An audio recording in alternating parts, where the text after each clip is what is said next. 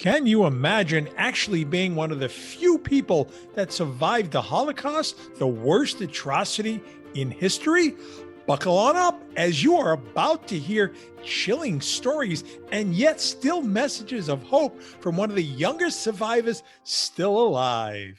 Welcome to the Motivation Show podcast, where we interview remarkable world-class experts that help bring out the greatness within you. Top book authors, super successful business people, and outstanding special guests that will motivate and inspire you with their incredible, uplifting stories and life-changing tips and strategies. Our goal is your success. If you desire more out of life, you've dialed into the right show. So fasten your seatbelts, friends, and let's get ready for some high-octane motivation. Now, your host, the mayor of motivation, Eli Marcus. Our guest today is a Holocaust survivor and one of the youngest survivors alive today. He has transformed from a survivor to a motivational speaker, and I could relate to that. Few people on this earth have gone through the atrocities he faced when he was just a child. And he was able to transform himself from a victim into an agent of social change with his speeches to tens of thousands of youth and at major Holocaust archive institutions. He is dedicated to reaching as many young people as he can, nationally and internationally, promoting tolerance. And hopefully his goal is that they will make it a better world for themselves, their children, and their grandchildren. Welcome to the Motivation Show, Sami Steigmann. I'm very honored to be here. Before I start, I want to say one thing which is very important.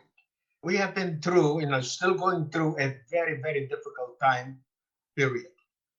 I live solo in Manhattan, and if you know Manhattan, there's very little room to walk. So I was, for practical purposes, on house arrest for over 8 months.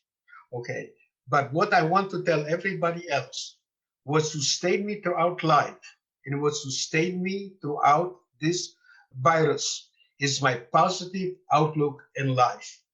But before I will go further, I just want to say one thing. Everybody talks about COVID-19, but please remember, there's another virus that is much more dangerous, and that is the virus of anti-Semitism. That is the virus of bigotry. That is the virus of hate and the virus of ideology. It cannot be eradicated, and we will talk about it, because this is a very, very dangerous virus. Well, let's go right into that topic then. Let's talk about this virus of anti-Semitism, and also let's talk about the virus of racism and hate in general, because it's all intertwined. Tell us your points of view on that. Well, you can put any legislation that you want on the books. You cannot legislate how people feel. Racism, like I said, anti-Semitism, hatred, ideology cannot be eradicated. It can be done only through one way, and that is education. Okay.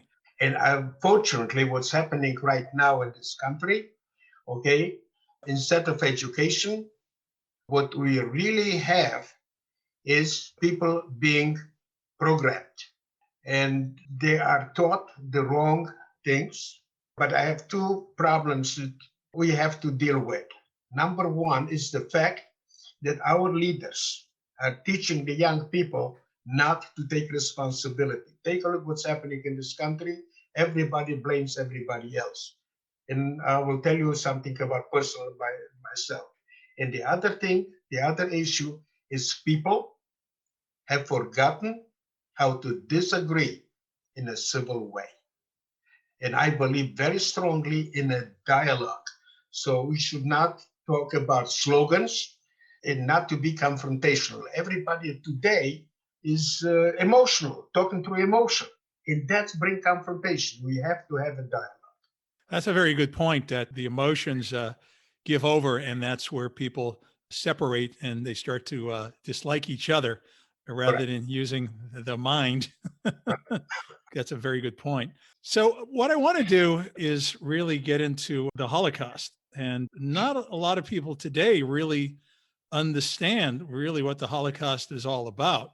So, take us back to when you were a kid and you were in the Holocaust. At what age were you involved? What was your experience?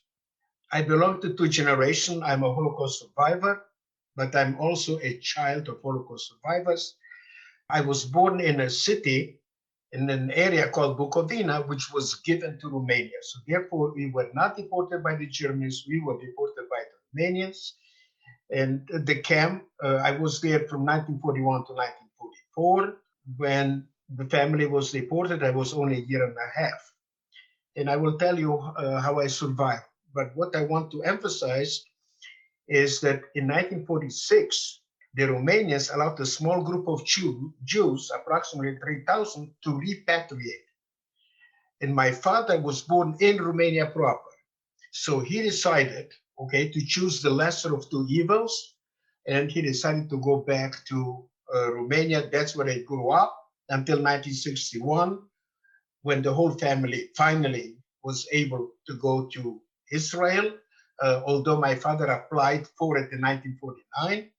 And in 1968, by myself, I came to the United States because I wanted to meet my uncle. From 42 people, only two survived, my father and my uncle. My uncle was not a survivor. My uncle was a refugee in Shanghai, China. So, two people in the entire family survived, and you're the third My father's side. on your father's side. I see. Right. From my mother's side, I don't know too much. I met some family members in Israel, but they were ultra religious, so we did not really Right. have a contact, and I don't know too much about things on my mother's side. The one thing, what I want to say is, if you will ask any survivor, how did you survive? Everybody will use only one word: What's that? luck. Mm, yeah. And my luck was that I was never separated from my parents. Because I was so young, obviously I could not work. So they did medical experiments on me. And after they finished with the medical experiments, they had no use for me. So eventually came a stage that I was dying of starvation. Just to give an example, in Ukraine, former Soviet Union, the winter is bitterly cold. For a loaf of bread, my father gave away his winter coat. When came the stage that I was dying of starvation, there are physical signs: big head, swollen stomach, swollen feet. And not far away from the camp, there was a farm owned by Germans. She brought food to the guards, the SS, and obviously she had access to the camp. When she saw the physical signs that I'm dying of starvation, at the risk not of her own life, but at the risk of her entire family's life, she decided to give me milk. Wow. I don't know her name, but when I was 6 years ago in Israel, next to the Yad Vashem, the Holocaust Museum, there is the garden honoring 27,000 non-Jewish people that saved Jews, and they are called the righteous among the nations. And I was extremely happy to see a marker honoring the unknown righteous among the nations. So indirectly, the person that saved my life, okay, is honored. That's a remarkable story. So, what age were you when you were in the camps? And can you explain the three different kinds of camps that actually existed at that time and one that you were in? Yes. Okay. We have to differentiate between the three type of camps, and this is the concentration camp, where people were divided: who will live, who will die. There was the labor camp for practical purposes. You were a slave, and there were the death camps.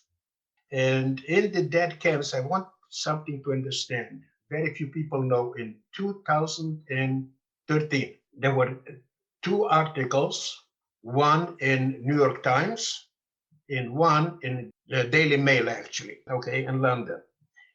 And what shocked me is that the Nazis and their collaborators had 42,500 different type of camps.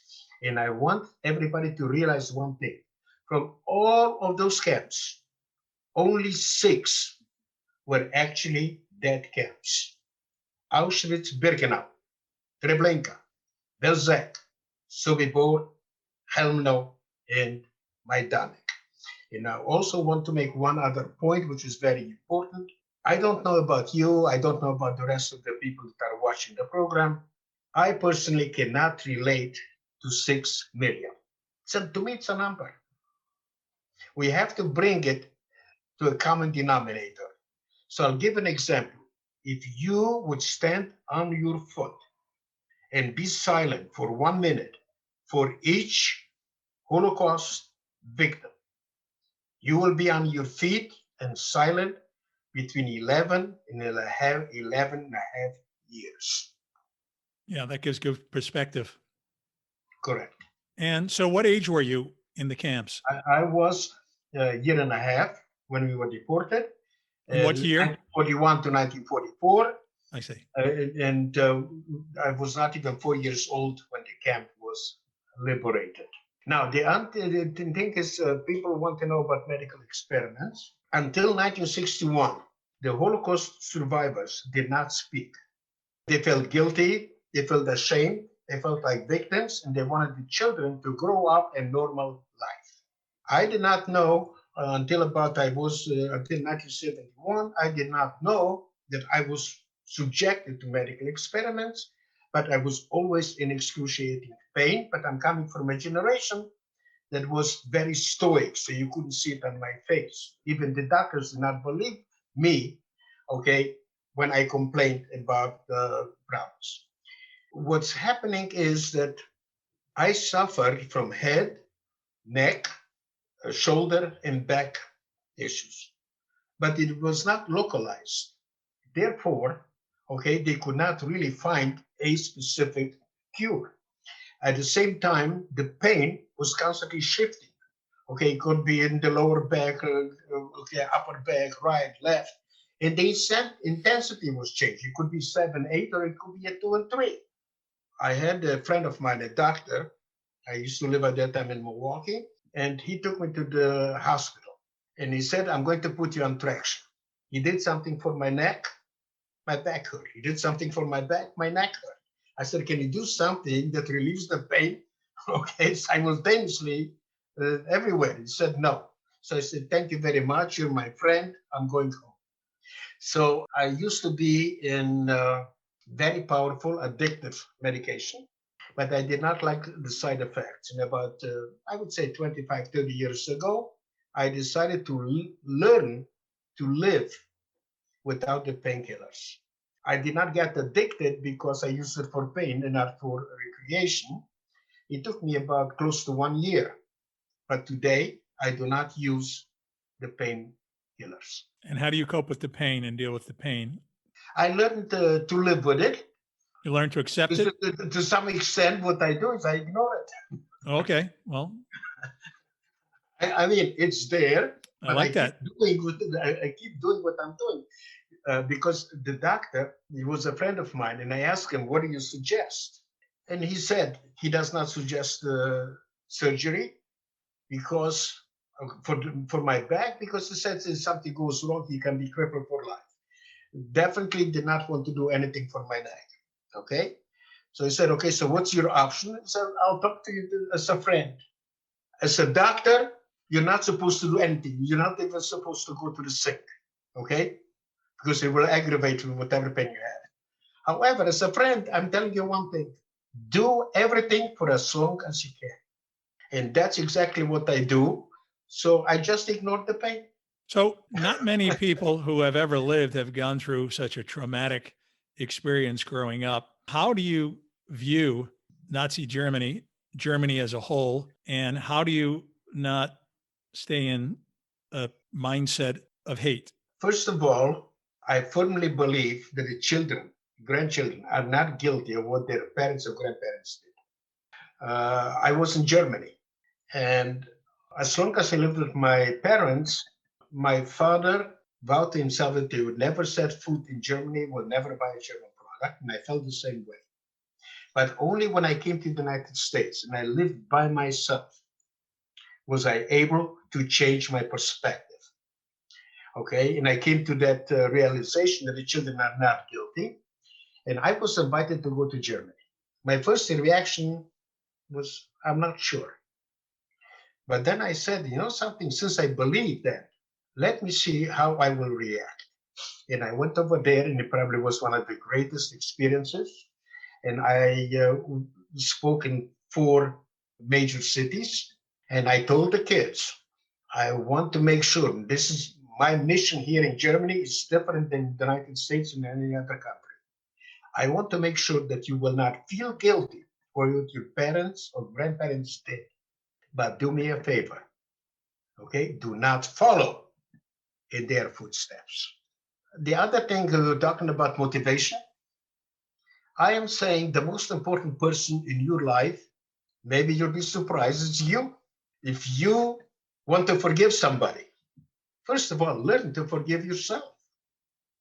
If you want to respect somebody, respect yourself.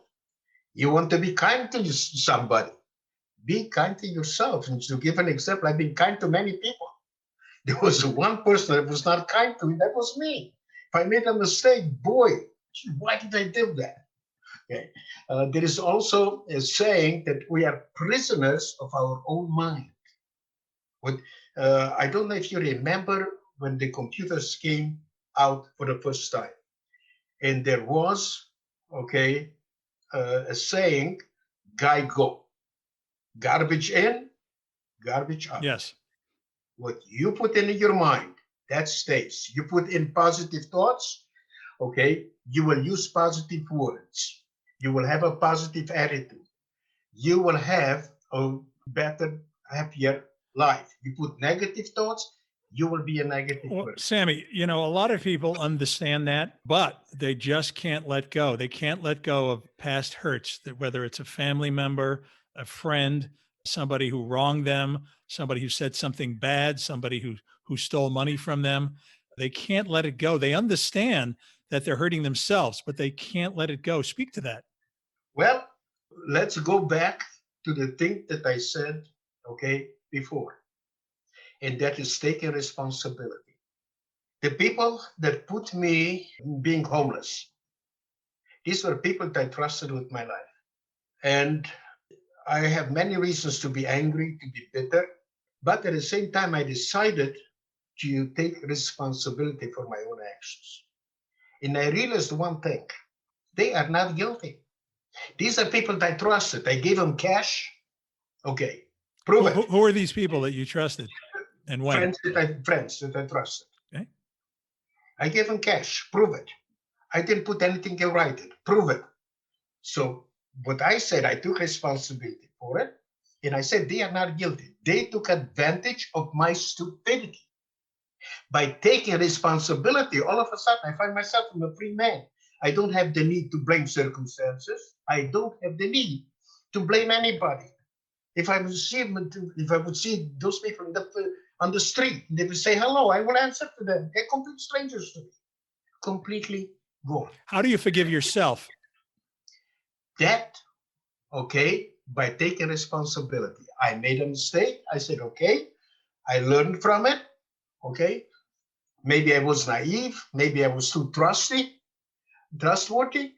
but I took responsibility. And the only way you can do that, and this is one thing that really disappoints me, listen to the leaders, read the papers, radio, TV. Everybody blames somebody else. Nobody is guilty of anything. Nobody takes responsibility. Always circumstances or somebody else's fault. And this is the wrong lesson that they teach, our leaders teach the next generation. That's my personal opinion. So you speak to young people. That's your passion. Tell us your advice to young people. Okay, I have to tell you a story. It's very interesting. I think a 5th grader asked me to summarize 72 years of life in 2 sentences. I gave an answer because I don't like actually scripted. But I came home and I did not like it. And I said, how can I change that and make it into something that people can understand? And I decided to look at the 3 most important things in my life.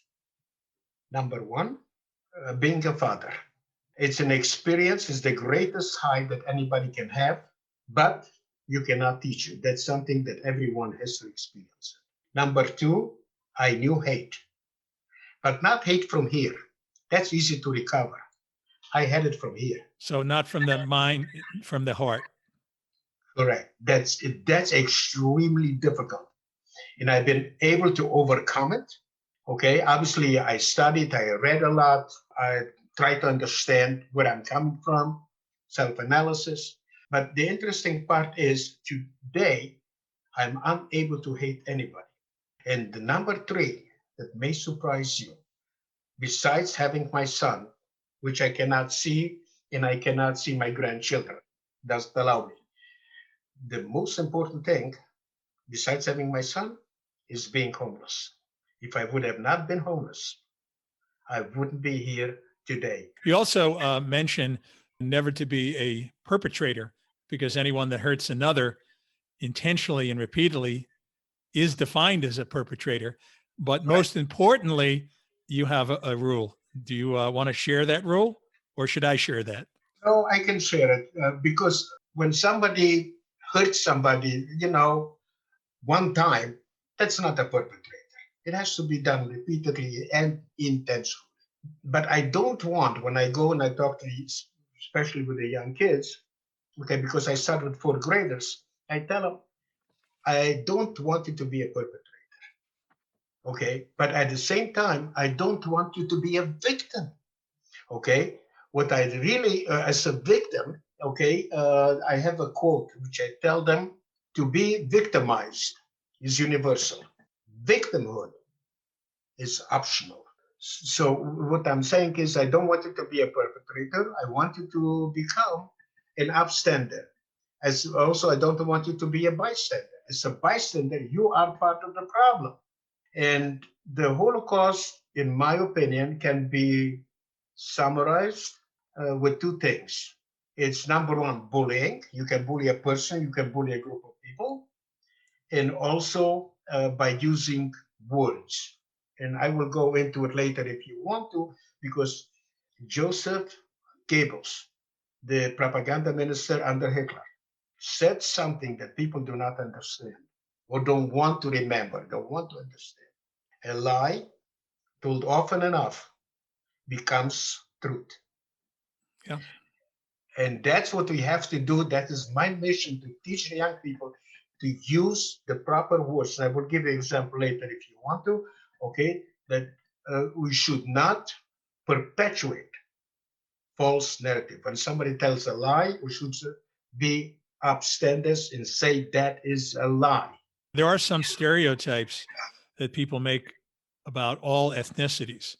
And when the stereotype, as a joke, is said often enough, there are people who can't distinguish between the joke and the reality, and they start believing it. Correct. That's exactly what I'm trying to say is, if something feels offensive, remember one thing: it is offensive. Okay? If it does not feel right, okay, and the jokes are the same stupid jokes that go from one group of people to another. Okay, they keep repeating themselves. It's just a different ethnic group.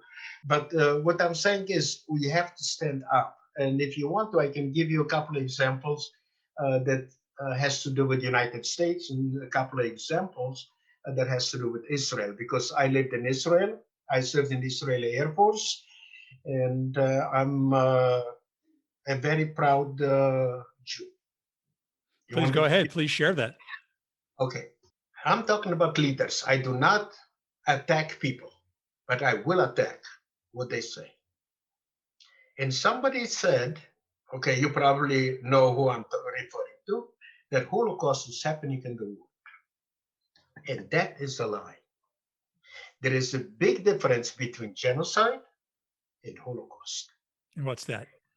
Genocide is made up of two words: geno, which means group; side, murder. Side is used under infanticide, homicide, suicide. It's the murder of a group of people. But the Holocaust is a unique moment in history. In my personal opinion, it will never happen again. Some other people have a different opinion, but that's my opinion. It was sponsored by the state. Okay, the annihilation of one particular group of people, and those were the Jews. Initially, what they wanted to do to annihilate the Jews from Europe, and once they were going to accomplish it, they wanted to open up a museum in Prague. They were going to call it the Museum of the Extinct Jewish Race. So we have to remember something very important. Holocaust is not happening today. There is no ethnic group slated to be completely annihilated from the face of the earth. Genocide, that is happening. So when somebody, like the leaders say, they have a lot of followers, okay, and if we don't stand up, the false narrative will be perpetuated and it will minimize the lessons that we can learn from the Holocaust. Yeah, I think the word Holocaust is thrown around too loosely by people today in a very silly way, which is an insult to those who went through that. And that's exactly yes. what I'm saying, that we have to differentiate and we have to teach the young people that there's a difference between Holocaust and genocide. Genocide is happening, unfortunately, in many places, not just in one Yeah, if country. somebody doesn't like a certain politician or leader, they right away they say he's Right. a The other one is, and I'm saying that we should not make any comparisons to the past. There were different times, different cultures, different way of looking at life. But a lot of people, there's a couple of people, particularly one, that said that in the South, we have concentration camps. And that is a lie. We don't have concentration camps here in the country. If you want to compare it, you can compare it to the DP camps, displaced people's camp. These were the camps that were liberated by the Allies. They were provided with food, with clothing, with medical care. The threat of death did not exist there. So if you can change anything in your life, is there anything you would change? No, I believe that everything that I went through made me a better person, made me a stronger person. When you overcome adversity, whether you know it or not, and you don't let it affect you negatively, okay, it makes you a stronger person. Let's end the show by sharing your charity, how people can support your charity, what is near and dear to you, and tell us why people should be supporting your charity. People should support the charity because it does not benefit me. This is going only for the scholarships. And I know many charities, if they give a price of $250, they make a big deal out of it. My charity, okay, will provide a scholarship of at least $5,000. The more money we have, the more you can give, the more kids you can give. And at the same time, the organizations they will volunteer for will also get the same amount of money. And what website can they find this charity? Tamid, TAMIDNYC.org/Sami, SAMI. Can you repeat that, please? TAMIDNYC.org/Sami. Tamid, New York City.org/Sami. Well, any last parting words, Sami, for the listening audience? Okay, I was very happy when I heard that 12 states mandate genocide, Holocaust curriculum, education. I was very happy. But when I did the research, I find out that it means nothing. I have spoken for 12 years to approximately 150,000 young people. I found only 2 teachers that teach genocide and Holocaust for a full year. Wow. Some of them, okay, maybe for a semester. Most of them only for a few days. And there is no specific curriculum. Everybody teaches whatever they understand, whatever they want. And what it has to be mandated in every single school, not only when they go to college or when they go to high school. It has to be when they were young, because if they are not taught from the beginning, they will be indoctrinated. because right now what's happening in the schools, it's indoctrination, it's not education. And once somebody is indoctrinated, it's very difficult to bring him back to reality. So if we don't learn the lessons of the past, we are condemned to repeat those lessons. And that's a great lesson to end the show. Our guest today on the Motivation Show has been Holocaust survivor Sami Steigmann, who is now a motivational speaker. And God bless you for teaching the youth of our country a better way to live. Thank you for being on the show. Thanks so much for tuning in. We love our listeners, and we believe you have greatness within you.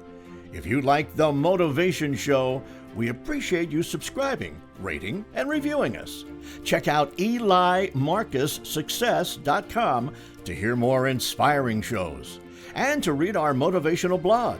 That's EliMarcusSuccess.com.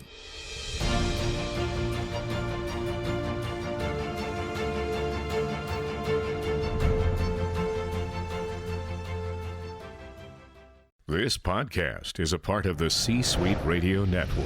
For more top business podcasts, visit c-suiteradio.com.